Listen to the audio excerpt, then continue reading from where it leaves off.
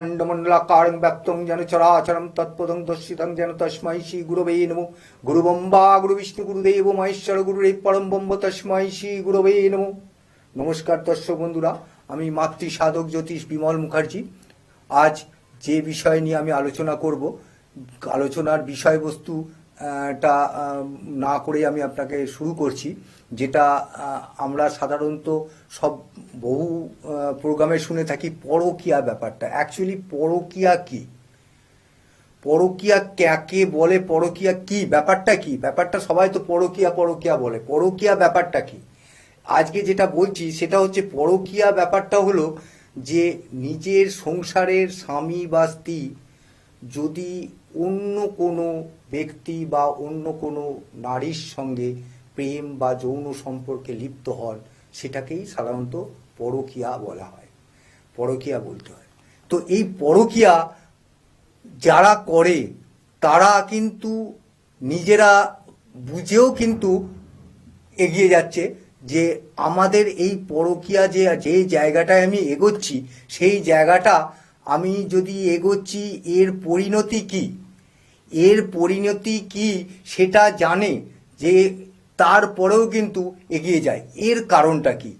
এর কারণটা জ্যোতিষগত দিক দিয়ে বিচার করলে আমরা যেটা দেখি, সে সপ্তম ঘর, অষ্টম ঘর, এই মোটামুটি সপ্তম ঘরটাই হচ্ছে এই বিবাহিত জীবন নিয়ে আমরা জ্যোতিষ নিয়ে দেখি। সুতরাং এই সপ্তম ঘরকে বিচার করে আমরা এই ব্যাপারটাকে দেখতে পারি, বুঝতে পারি। বা আমরা দেখতে পারি যে মঙ্গল বা রাহু, মঙ্গল বা রাহু বা কোনো আরও কোনো পাপ গ্রহ যদি তাকে দৃষ্টি দেয়, সেক্ষেত্রে কিন্তু জ্যোতিষে আমরা মনে করি যে সেই ব্যক্তি একটা পরকীয়াতে যুক্ত হতে পারে। পরকীয়া মানে তার সংসারটাকে একদম সে ভেঙে দেওয়া, আস্তে আস্তে তার সংসারটাকে ভেঙে দেওয়া। সুতরাং শুধু তো তারা কষ্ট পায় তা নয়, সংসারের বাকি যতগুলো সদস্য আছে সবাই কিন্তু এই এই পরকীয়ার ব্যাপার যে থাকে তার সঙ্গে পুরো ব্যাপারটাকে নিয়ে জুড়ে থাকে। সুতরাং সংসারটাকে পুরো একদম পুরো নষ্ট করে দেয়। তো এই পরকীয়া কেন? পরকীয়া আপনি কি করে বুঝবেন যে পরকীয়া হচ্ছে? পরকীয়ার লক্ষণগুলো কি, এগুলো যদি আমি আপনাদের বলি তাহলে আপনি বুঝতে পারবেন পরকীয়া যে করে, যেই হোক, সে নারী হোক পুরুষ হোক, যেই পরকীয়ায় লিপ্ত হয়, দেখবেন তার মধ্যে একটা কিন্তু গোপনীয়তা ভাব থাকবে। তার ফোন ইউজ করা, তার ফোন করা বা ফোন ইউজ করা, রিসিভ করার একটা ধরন আলাদা থাকবে। এটা কিন্তু একদম লোকের চোখে পড়ে যে ফোনটা যখন করে, ফোনটা যখন নিচ্ছে তখন কিন্তু একটু লুকিয়ে পড়ছে, লুকিয়ে কথা বলছে, আস্তে আস্তে কথা, এটা কিন্তু আপনারা লক্ষ্য করতে পারেন। এই লক্ষণগুলো দেখলেই আপনি বুঝতে পারবেন যে তার ভেতরে কোনো বিবাহিত কোনো স্বামী বা স্ত্রী, যদি উভয় পক্ষের মধ্যে যে কোনোই যদি কেউ পরকীয়ায় লিপ্ত হয়, এই লক্ষণগুলো কিন্তু দেখা যায়। আর একটা জিনিস যেটা দেখা যাবে সেটা হচ্ছে নিজের শরীরচর্চা। নিজের শরীরচর্চা যে কোনো বয়সেই হোক, সে কিন্তু তার শরীরচর্চার দিকে অনেকটা বেশি নজর দেবে। এবং শরীরচর্চা শুধু নয়, তার মানে লক্ষণগুলোর মধ্যে যেটা আর একটা ব্যাপার হচ্ছে তার ড্রেস পোশাক, তার ব্যবহার নানা রকমভাবে পাল্টে যাবে। লক্ষণগুলো যদি আপনারা দেখতে পান, লক্ষণগুলো যদি আপনি একটু মানে চেষ্টা করেন দেখতে, তাহলেই বোঝা যাবে যে পরকীয়া সঙ্গে যুক্ত আছে কিনা। সুতরাং এই পরকীয়া কেন হয়? পরকীয়ায় লিপ্ত হলে যাদের এই যে তারা জেনে শুনেও যে সংসারের প্রতি, সংসারের যে একটা সংসার ভাঙতে চলেছে, সেই পরকীয়া, সেই সংসার ভাঙার জানার অবস্থাতেও কিন্তু তারা পরকীয়া করে। এই পরকীয়ার কিন্তু আর কোনো মানে পরিণতি এতটাই খারাপ যে তারা জেনে শুনেই কিন্তু করে, এবং লাস্ট টাইমে এরমও হয় এটা বিবাহ বিচ্ছেদের দিকে এগিয়ে যায়, বিবাহ বিচ্ছেদের দিকে এগিয়ে যায়। এরম বহু বহু বাড়ির মা বাবা আমাদের কাছে এসে বলে, আমি আমার মেয়েকে একটা ভালো স্বামী, ভালো ছেলে দেখে বিয়ে দিয়েছিলাম, কিন্তু এখন আমার মেয়ে মানে মাসের মধ্যে 20 থেকে 25 দিন আমার বাড়িতে এসে থাকে। সে তার ছেলেটাকে পর্যন্ত ওখানে রেখে, মেয়েটাকে পর্যন্ত ওখানে তার বাড়িতে রেখে চলে এসছে। ফোন করে কথা বলে, যে রাত্রির বেলা করছে, দিনের বেলা যখন খুশি কাকে ফোন করে, যদি বলি তখন সে বলে যে আমাকে আমার মতো একটু থাকতে দাও, আমাকে আমার মতো একটু থাকতে দাও একা, আমি তো ওখান ছেড়ে এখানে চলে এসেছি, তবু আমাকে তোমরা কেন এত ডিস্টার্ব করছো? তো বাবা বলো তো কি করা যায়?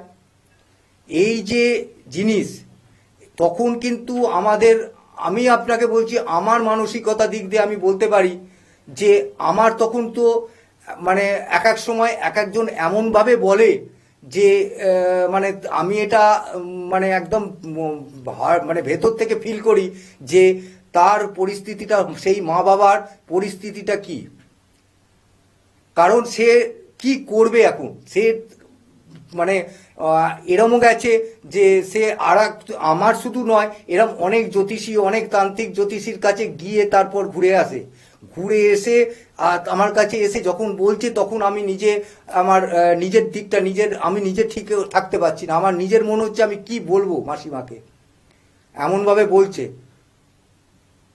অবশ্য আমাদের এই তন্ত্রে এই পরকীয়ার যে ব্যাপারটা আছে, তার কিন্তু ভীষণভাবে যদি স্বামী স্ত্রী এই যে পরকীয়া, স্বামী স্ত্রীর সম্পর্ক যদি পরকীয়ার জন্য কোনো ভেঙে যায়, সেক্ষেত্রে কিন্তু এই বশীকরণ ব্যাপার নয়, আকর্ষণ ক্রিয়া করে বা বিদ্বেষণ ক্রিয়া করে এই সম্পর্ককে কিন্তু টিকিয়ে রাখা যায়, সম্পর্ককে আবার কিন্তু মানে জোড়া লাগানো যায়। বশীকরণ মানে কিন্তু এটা নয় যে আমি কাউকে ভালোবেসেছি, আমার কারোর সঙ্গে দেখা হলো, আমি তাকে ভালো লাগলো, আমি কোনো জ্যোতিষী বা তান্ত্রিকের কাছে গিয়ে বললাম যে আমাকে ওই মেয়েটা বা ওই ছেলেটার সঙ্গেই আমার বিয়ে করতে হবে, আমাকে ওর সঙ্গে পরিচয় হয়েছে, আমি ওর সঙ্গেই থাকতে চাই, এই যে ব্যাপারটা, আমাকে যেভাবে কোনো কিছু করে আমার ওকে পেতেই হবে, এই জিনিসটা কিন্তু বশীকরণের ব্যাপার নয়। বশীকরণ তার মধ্যেই হয় যে স্বামী স্ত্রী মানে একাধিক বছর একই সঙ্গে দেখেছে, একই সঙ্গে একই ছাদের তলায় থেকেছে, একই সঙ্গে সংসার করেছে, তার সঙ্গে কিন্তু বশীকরণ বা আকর্ষণ ক্রিয়া করা যায়, এবং সেই আকর্ষণ ক্রিয়া কিন্তু কাজের কাজ হয়। আজকাল বাজারে অনেক জায়গায় দেখা যায় 3 মিনিট, 2 মিনিট, 5 মিনিট বশীকরণ হয়ে যাচ্ছে, কিন্তু আমি আজ পর্যন্ত কাউকে বলি না যে বশীকরণ করতে গেলে 2 মিনিট 5 মিনিটের মধ্যে হয়ে যায়।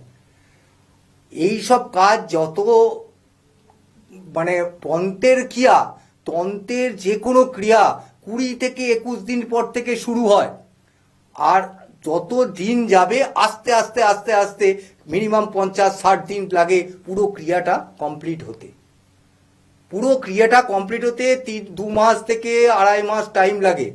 সুতরাং এই যে তন্ত্রক্রিয়ার মাধ্যমে যারা আসছেন, আর আমাদের কাছে তো বারবার প্রতিনিয়ত বহু ফোন আসে, কিন্তু 100টা ফোন এলে তো 100টা ফোনে কাজ করা যায় না।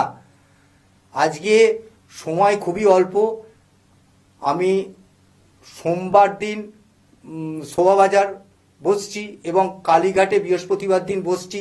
আমার যে ফোন নাম্বার আছে, ফোন নাম্বারে ফোন করে বুকিং করে, আপনি আগের দিন বুকিং করে আপনি আমার সঙ্গে কন্ট্যাক্ট করে আপনি যোগাযোগ করে আসতে পারেন। আজ একদম সময় শেষ। ভালো থাকুন, ভালো রাখুন, নমস্কার।